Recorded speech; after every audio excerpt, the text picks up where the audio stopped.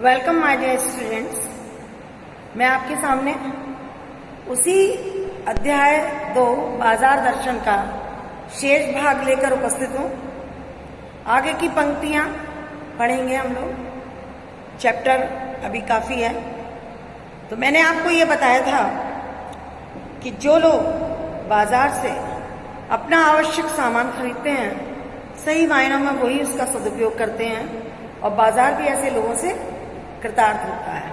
आगे की पंक्तियों में लेखक कहता है कि यहाँ एक अंतर छीन लेना जरूरी है। छीन लेना मीन्स पहचान लेना। एक अंतर और भी आपको पहचानना पड़ेगा, वो जरूरी है कि आपका मन खाली नहीं रहना चाहिए। ये तो उसने पहले ही बता दिया, खाली नहीं रहना चाहिए केवल। इसका मतलब ये नहीं है कि मन को आप बंद करके रख लें। बंद नहीं रहना चाहिए, क्योंकि जो बंद हो गया वो शून्य हो गया। मतलब जो बंद हो गया वो परमात्मा में विलीन हो गया, शून्य हो गया। और शून्य होने का अधिकार केवल परमात्मा का है, आत्मा का है, जो सनातन भाव से संपूर्ण है। आपने देखा परमात्मा तो संपूर्ण है, लेकिन मनुष्य तो अपूर्ण है ना। हम तो मानव जाति हैं, तो केवल परमात्मा ही संपूर्ण है, बाकी सब अपूर्ण है। यहाँ लेखक ये कहना चाहता है कि मन को केवल खाली रखना है, बंद नहीं करना है। अगर आपने मन को बंद कर लिया तो वो क्या हो जाएगा? शून्य हो जाएगा। और शून्य होने का अधिकार केवल परमात्मा को होता है, मनुष्य को नहीं होता। सब इच्छाओं का निरोध कर लोगे, यानी सारी इच्छाएं मार लोगे। ऐसा अगर आप कहते हैं कि हमने सारी इच्छाओं का निरोध कर लिया, यानी हमने सारी इच्छाओं को समाप्त कर दिया, तो ये झूठ है, तो आप झूठ बोलते हैं। अगर इच्छा निरोधस्तपः का ऐसा ही नकारात्मक अर्थ हो तो वो झूठ है। अगर इच्छा निरोधस्तपः का अर्थ है कि इच्छाओं का अंत कर लेना ही तप है, तो इसका मतलब कि ये सब कुछ झूठ है, वो सच नहीं है। क्योंकि उसका जो आप कहते हैं कि राह तप को जाती है, तप को नहीं जाती है। तप की राह रेगिस्तान को जाती होगी, यानी तप करना भी रेगिस्तान में बैठने के बराबर कठिन होता है। मोक्ष की राह वो नहीं है। तप की राह कठिन हो सकती है, लेकिन मोक्ष की राह तो बहुत सरल है। ठाठ देकर मन को बंद रखना जड़ता है। अगर आप डांट लगा के किसी चीज को बंद कर देते हैं जबरदस्ती, तो वो क्या है? एक जड़ता है, उसमें सारी इच्छाएं मर जाती हैं। और हमें इच्छाओं को मारना नहीं है, क्योंकि डांट लगा के किसी चीज को बंद कर देना या मन की सब इच्छाएं मार के उसको बंद कर लेना, लोभ को इस प्रकार जीतना नहीं है, बल्कि लोभ की जीत होगी इसमें। तो इसमें लेखक कहता है कि लोभ का ये जीतना नहीं है। जहां लोभ होता है यानी मन में, वहां नकार हो, ये तो लोभ की ही जीत है। मन में जहां हमारे भाव उत्पन्न होते हैं कि हमें किसी चीज की लालसा होती है, किसी चीज के लिए तृष्णा होती है, तो वहां पे हमने उसको नकार दिया। बिल्कुल हम कह रहे हैं कि हमने तो अपनी इच्छाएं सारी मार ली हैं, तो इसमें हमने लोभ को नहीं जीता, बल्कि लोभ ने हमको जीत लिया। यानी इसका मतलब तो यह है कि हम लोभ से डरे या लालच से हम डरे हुए, इसलिए हमने अपने मन को कठोरता से डांट लगा के बंद कर दिया। तो ये तो लोभ की जीत हुई ना, और आदमी की हार हो गई। आंख अपनी फोड़ डाली हमने, तब लोभनीय के दर्शन से बचे तो क्या हुआ? हमने कहा कि हम किसी चीज को ना देखेंगे, ना ही हम उसके रूप जाल में फंसेंगे। किसी चीज को हम देखते हैं तभी तो उसका आकर्षण हमें खींचता है। तो हमने अपनी आंखें फोड़ ली और लोभनीय के दर्शन से बच गए, लुभाने वाली चीजों के दर्शन से हम बच गए। तो ऐसे बचने से क्या फायदा? ऐसे क्या लोभ मिट जाएगा? ऐसे क्या मन की इच्छाएं मर जाएंगी? और कौन कहता है कि आंख फूटने से रूप दिखना बंद हो जाता है? ये बात तो कोई भी नहीं कहता कि अगर हम आंख फोड़ लेंगे अपनी तो हमें दूसरे का रूप दिखना बंद हो जाएगा? ऐसा तो नहीं है। आपने एक चीज बहुत अच्छे से देखी होगी कि हम आंखें बंद करके ही तो सपने देखते हैं। अगर ये माना जाए कि आंख फूटने से रूप दिखना बंद हो जाएगा तो गलत है, क्योंकि आपको पता है क्या हम आंखें बंद करके सपने नहीं लेते हैं और वे क्या हमारे चैन को भंग नहीं करते हैं? कभी कभी कुछ सपने इतने भयावह होते हैं, कुछ सपने इतने आनंददायी होते हैं, कुछ कितने अच्छे होते हैं, खूबसूरत होते हैं कि हमारा पूरा दिन उनको सोच के उनके लिए व्याकुल होता है। उसके लिए हम तो यहाँ लेखक के कहने का तात्पर्य है, क्या सपने हमारा चैन भंग नहीं करते हैं? इसलिए मन को बंद कर डालने की कोशिश तो अच्छी नहीं है। अगर हम ये कह दें कि हमने अपने मन को ही मार लिया, मन को बिल्कुल खत्म कर दिया, हमने सारी इच्छाएं मार ली, तो ये कोशिश अच्छी नहीं है, क्योंकि इससे इंसान जड़ हो जाएगा, मनुष्य नहीं रहेगा। और ये अकारत है, ये तो हट वाला योग है, ये तो एक हट का योग है कि आपने जबरदस्ती किसी चीज को जिद से बंद कर दिया। शायद हट ही हट है, इसमें योग तो कहीं भी नहीं है, केवल जिद है आपकी, योग नहीं है। इससे क्या होता है? मन कमजोर होता है, कृश भले ही हो जाए, आपका मन उन चीजों के लिए कमजोर भले ही पड़ जाए और पीला हो जाए, यानी अशक्त हो जाए। अगर किसी चीज को आप बिल्कुल उसकी तरफ नहीं देख रहे हैं, या आपने जबरदस्ती कहा कि हम अपना मन ही मारे ले रहे हैं, अपनी आंखें ही बंद करे ले रहे हैं, तो ना हम चीज को देखेंगे, ना ही हमारे मन में लोभ का उदय होगा, तो ये तो आपका हटे योग नहीं है। और इस तरह से क्या हुआ कि आपका मन कृश हो जाएगा, पीला पड़ जाएगा। वो मुक्त ऐसे नहीं होता। अगर आपको कहें कि हम लोभ से मुक्त कर रहे हैं उसे, तो ऐसे वो मुक्त नहीं होता है। इससे वो व्यापक की जगह संकीर्ण और विराट की जगह क्षुद्र हो जाएगा। इससे वो बहुत ज्यादा व्यापक रूप से, यानी फैले हुए रूप से बहुत ज्यादा संकीर्ण हो जाएगा, और विराट विशाल से बहुत ज्यादा क्षुद्र, यानी बहुत ज्यादा कम हो जाएगा। इसलिए उसका रोम रोम मूंद कर बंद तो मन को करना ही नहीं चाहिए। इसलिए कभी भी मन को मारना नहीं चाहिए, इच्छाओं को मार के जीना नहीं चाहिए। ये लेखक नहीं कह रहा है कि हम बिल्कुल मन को मार दें। वो मन फिर पूर्ण कब होगा आपका? वो तो मन अपूर्ण हो गया ना, फिर तो मन पूर्ण नहीं हुआ।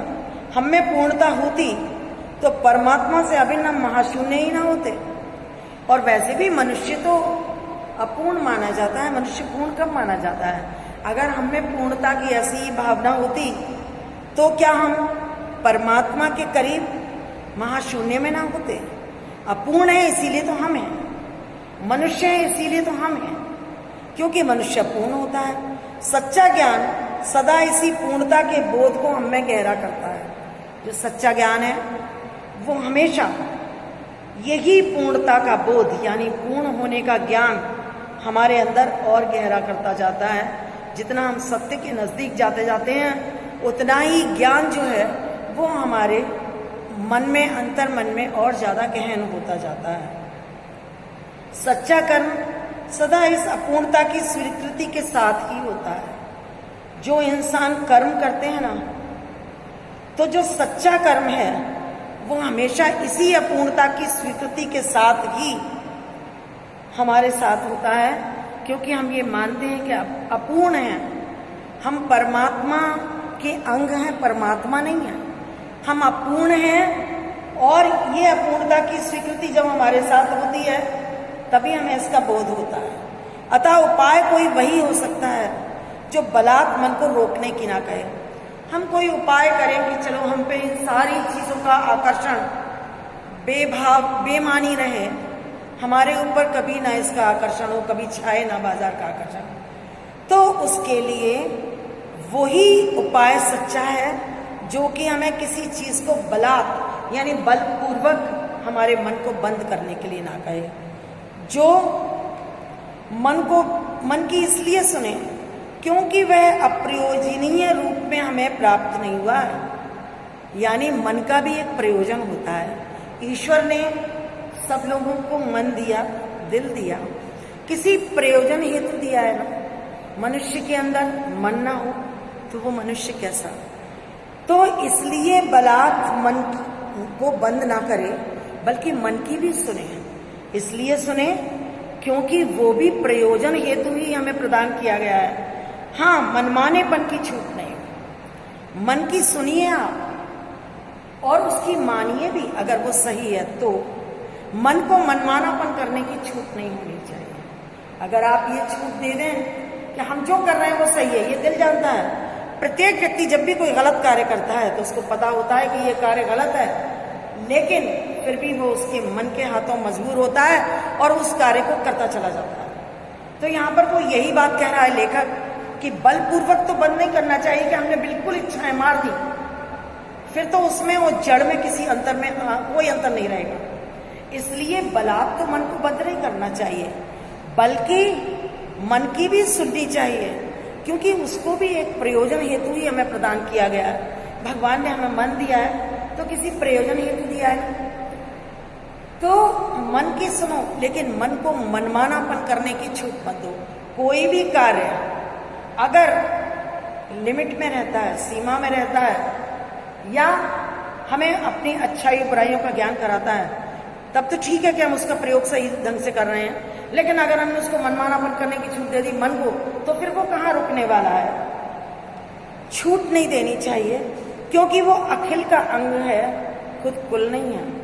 अखिल मीन्स ईश्वर, संपूर्णता का एक अंग है, खुद ईश्वर नहीं है। मन उस आत्मा का एक अंग है, खुद परमात्मा नहीं है। तो यही बात यहाँ पर लेखक समझाना चाहता है कि हमें किस तरीके से अपने आप को ढालना होता है, अपनी इच्छाओं को अपने वश में रखना होता है, मनमानापन करने की छूट नहीं देनी चाहिए। तो यहाँ तक आपकी समझ में आ गया होगा बच्चों। अब देखो, वो एक उदाहरण देता है इसी के लिए कि पड़ोस में एक महानुभाव रहते हैं, एक सज्जन व्यक्ति रहते हैं हमारे पड़ोस में, जिनको लोग भगत जी कहते हैं। भगत जी के नाम से वो जाने जाते हैं। अच्छा, उनका पेशा है चूरन बेचना। वो केवल चूरन बेचते हैं और ये काम करते करते उन्हें जाने कितने साल बीत गए, लेकिन किसी एक भी दिन चूरन से उन्होंने 6 आने पैसे से ज्यादा नहीं कमाए। अब देखो, उनके नियम हैं कुछ, उन्होंने अपने आप को उसी नियमों पर ढाल रखा है। एक महानुभाव है, पड़ोस में रहते हैं, चूरन बेचने का धंधा करते हैं। कई वर्षों से वो चूरन बेच रहे हैं। उनको चूरन बेचते बेचते पता नहीं कितने साल हो गए, लेकिन आज तक के रिकॉर्ड में या आज तक की काल विधि में उन्होंने कभी 6 आने से ज्यादा कमाए हो चूरन से, ऐसा किसी ने नहीं देखा। और चूरन ऐसा नहीं है कि उनका चूरन बुरा बनता हो या अच्छा ना हो या बच्चे पसंद ना करते हो, ऐसी बात नहीं है। उनका चूरन जो है ना, वो आसपास सरनाम है, यानी प्रसिद्ध है। उनका चूरन आसपास में प्रसिद्ध है और खुद भी खूब लोकप्रिय है। सभी लोग उनको जानते हैं, बड़े अच्छे से बोलते हैं, सबसे दुआ सलाम लेते हैं, बहुत अच्छी तरह बात करते हैं। कहीं अगर व्यवसाय का गुर पकड़ लेते और उस पर चलते तो आज खुशहाल क्या, माला माल होते। अगर वो भी कहीं चूरन के बिजनेस में लग जाते, मतलब उनको बिजनेस करना आता है, ऐसा नहीं है कि वो लोकप्रिय नहीं है या किसी से बात नहीं करते हैं या उनका व्यवहार अच्छा नहीं है। अगर कहीं व्यवसाय का गुर पकड़ लेते, व्यवसाय का टेक्निक पकड़ लेते, अगर तकनीकी जान जाते, तो आज वो खूब माला माल होते और उनका व्यवसाय खूब चल रहा होता, क्या चीज नहीं होती उनके पास, और बहुत खुशहाल होते। लेकिन 10 वर्षों से मैं देख रहा हूं, 10 साल हो गए लेखक को देखते देखते, उनका चूरन हाथों हाथ बिक जाता है। हाथों हाथ बिक जाना मतलब तुरंत बिक जाता है। जैसे ही गली से या घर से निकले और चूरन खत्म, चूरन का एक गली में ही बिक जाता है। पर ना तो वो उसे थोक में देते हैं, थोक कहते हैं जो इकट्ठा बिजनेस करते हैं ना, इकट्ठे देने के व्यापारी जो होते हैं, जो चीज को ज्यादा संख्या में देते हैं किसी को, तो ना तो वो थोक में देते हैं और ना ही व्यापारियों को बेचते हैं। ऐसा भी नहीं कि व्यापारियों को बेचते हो इसलिए उनका चूरन बिक जाता हो जल्दी, या थोक में दे देते हो, किसी को उठा करके पूरा चूरन एक ही को दे दिया तो उनका चूरन जल्दी बिक गया, ऐसा नहीं है। पेशगी ऑर्डर कोई लेते नहीं है, पहले से एडवांस बुकिंग नहीं रहती है उनकी। कोई पेशगी में ऑर्डर नहीं लेते हैं कि भाई इतने किलो चूरन आपको तैयार करना है ये पैसे हम आपको देंगे, ऐसा नहीं करते वो। बंधे वक्त पे मतलब टाइम भी उनका फिक्स है कि इस टाइम पर वो अपने घर से बाहर होंगे, तो बंधे हुए वक्त से वो अपनी चूरन की पेटी लेकर के घर से बाहर हुए नहीं कि देखते देखते 6 आने की कमाई हो जाती है। 6 आने का चूरन उनका तुरंत बिक जाता है। अब लोग उनका चूरन लेने को उत्सुक जो रहते हैं, लोग बाग इंतजार करते हैं। ऐसा नहीं है कि वो खुद बेचते डोलते हो कि भाई तुम हमारा चूरन ले लो, जल्दी से खत्म हो जाएगा, ऐसा नहीं है। लोग उनका चूरन खरीदने के लिए बड़े उत्सुक रहते हैं, उनका इंतजार करते हैं चूरन लेने का। पर जैसे ही 6 आने पूरे हुए, जैसे ही उन्होंने देखा कि 6 आने हो गए पूरे चूरन से, कि भगत जी बाकी चूरन बच्चों को मुफ्त में बांट देते, ये उनके उसूल है।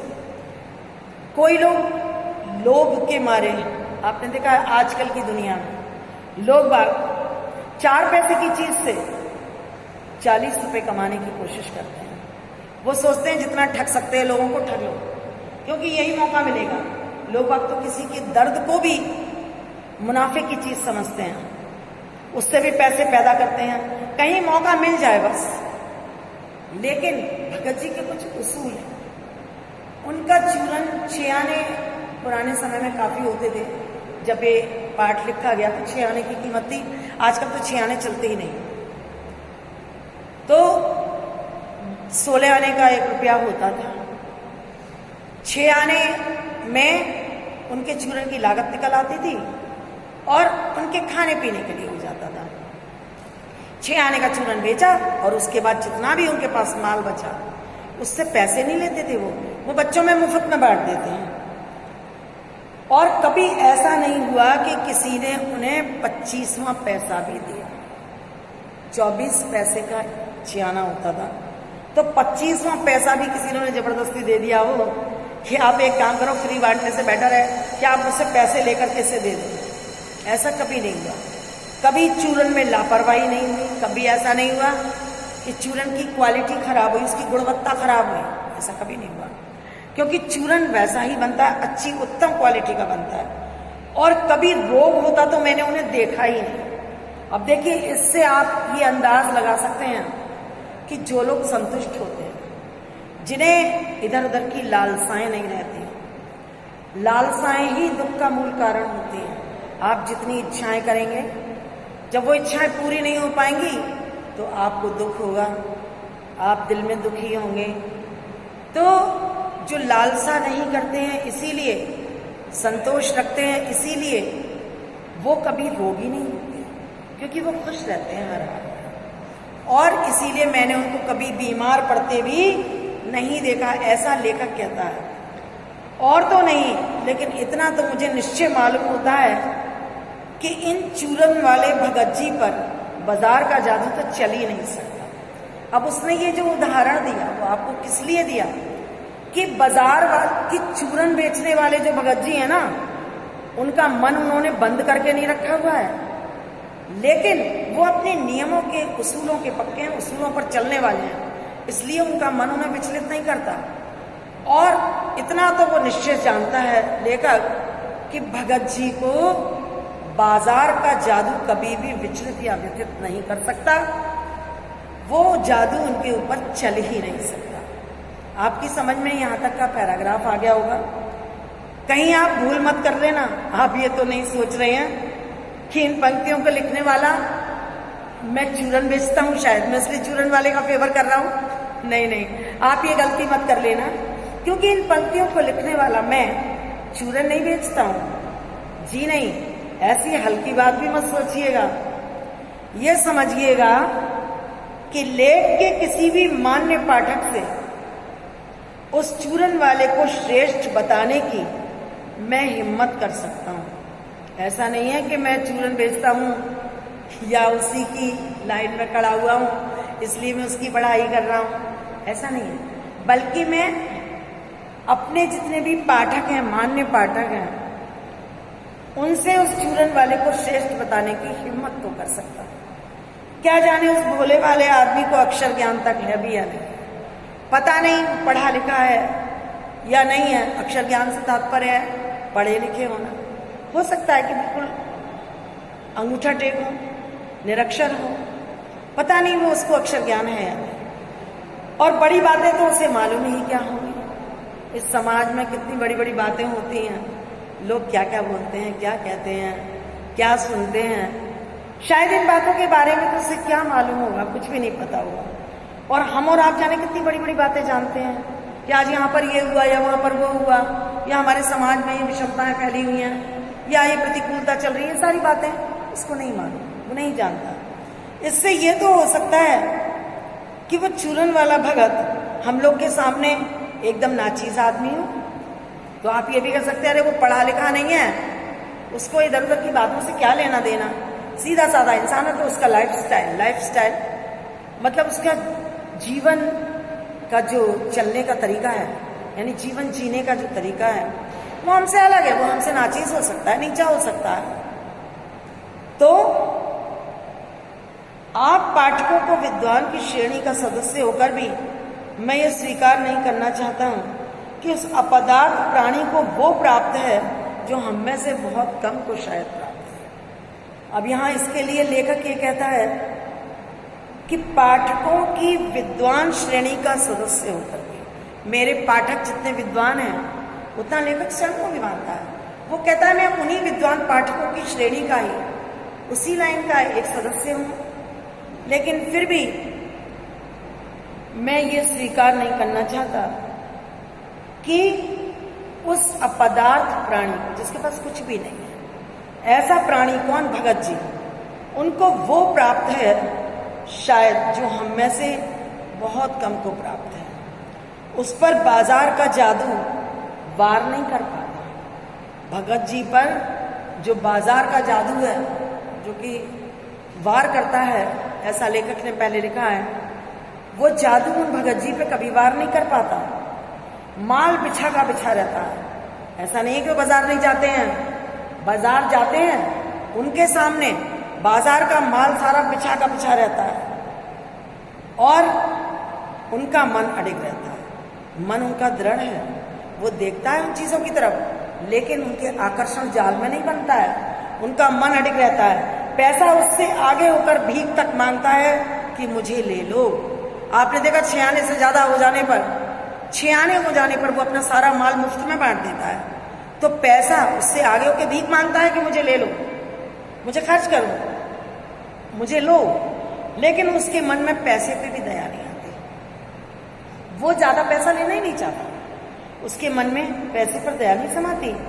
वो निर्मम व्यक्ति पैसे को अपने आहत गर्भ में बिलखता ही छोड़ देता है। निर्मम जिसके पास हृदय ही नहीं है, ऐसा कठोर है ना निर्मम है कि वो पैसे पर दया नहीं करता और पैसे को अपने आहत गर्भ में, यानी अपने स्वाभिमान रूपी गर्भ के अंदर, वो उसको बिलखता हुआ छोड़ देता है, पैसे को रोता हुआ छोड़ देता है। ऐसे आदमी के आगे क्या पैसे की व्यंग्य शक्ति कुछ भी चलती होगी? ऐसे आदमी के आगे अगर हम ये कहें कि पैसे में एक व्यंग्य शक्ति होती है, पैसा अच्छे अच्छों को व्यंग्य का पात्र बना देता है, तो क्या पैसे की व्यंग्य शक्ति ऐसे व्यक्ति के ऊपर चलती होगी? आप मान सकते हैं नहीं चलती होगी। क्या वो शक्ति कुंठित होकर सलज्ज ही ना रह जाती होगी? तो वो शक्ति जिसके आगे सब लोग धराशायी हो जाते हैं, वो व्यंग्य शक्ति भी ऐसे व्यक्ति के आगे कुंठित होकर, बहुत ही ज्यादा लज्जित होकर के रह जाती होगी। तो ये आपने देखा कि किस तरह से बाजार का जादू भगत जी जैसे लोगों पर कभी भी प्रभाव नहीं डालता है, और भगत जी पूरे बाजार से लौट आते हैं और उनके ऊपर कोई असर नहीं पड़ता पैसे का। अब पैसे की व्यंग्य शक्ति की बात सुन लीजिए। पैसे में एक व्यंग्य शक्ति होती है, मैंने आपको भी बताया। वो क्या होती है? वो बड़ी दारुण है, बहुत ही ज्यादा दयनीय है। अब आपने एक उदाहरण देके लेखक बता रहा है कि मैं पैदल चल रहा हूँ, मैं सड़क के किनारे पैदल चल रहा हूँ, पास ही से धूल उड़ाती हुई एक मोटर निकल गई, एक कार आई दूर से और हमारे पास से ही धूल उड़ाती हुई चली गई।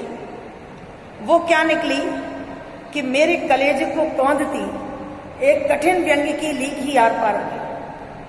वो कार क्या करीब से निकली कि ऐसा लगा जैसे किसी ने कलेजे में तीर मार दिया हो। एक व्यंग की लीक आर पार हो गई। जैसे किसी ने हमारी आंखों में उंगली देके हमें दिखा दिया हो कि देखो उसका नाम मोटर है, देखा तुमने, इसको मोटर कहते हैं, और तुम उससे वंचित हो। यह है पैसे की व्यंग शक्ति।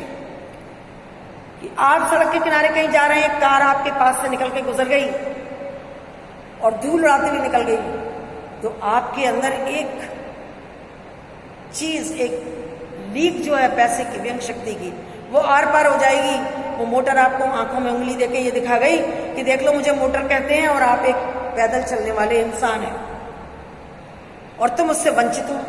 पर मुझे अपनी ऐसी विडंबना मालूम होती है कि बस पूछिए नहीं। तो ये तो मेरे लिए उस समय बड़े ही दुख की बात होती है।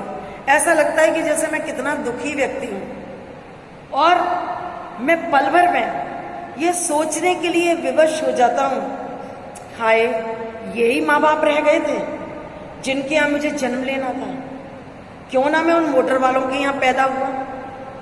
उस व्यंग में कितनी शक्ति है कि जरा सी देर में उसने मुझे अपने सगों के प्रति कृतज्ञ कर दिया। आप ये देखिए पैसे की व्यंग शक्ति कितनी तीव्र थी, प्रबल थी, कि जरा सी देर में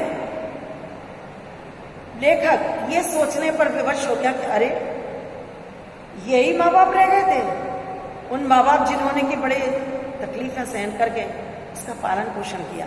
लेकिन जरा सी एक गाड़ी की चले जाने से या जरा सी सुख सुविधा के साधनों को देख करके वो ये सोचने पर विवश हो गया कि यही माँ बाप रह गए थे जिनके यहाँ मुझे जन्म लेना था, मैं इन मोटर वालों के यहाँ पैदा क्यों नहीं हुआ। क्योंकि अगर मोटर वालों के यहाँ पैदा होता तो आज मेरी भी जिंदगी ऐश की होती, मैं भी कार में बैठ करके धूल उड़ाता हुआ सामने से जाता। तो पैसे की ये व्यंग शक्ति इतनी प्रबल थी कि जरा सी देर में अपनों के प्रति उसको कृतज्ञ कर गई, यानी अपनों के प्रति वो ऐसा गलत सोचने लगा। इसको कहते हैं पैसे की व्यंग शक्ति। लेकिन क्या लोक वैभव की ये व्यंग शक्ति उस चूरन वाले अकिंचित कर मनुष्य के आगे चूर चूर होकर नहीं रह जाती होगी? चूर चूर क्यों? वो पानी पानी। तो यहां पर लेखक कहता है कि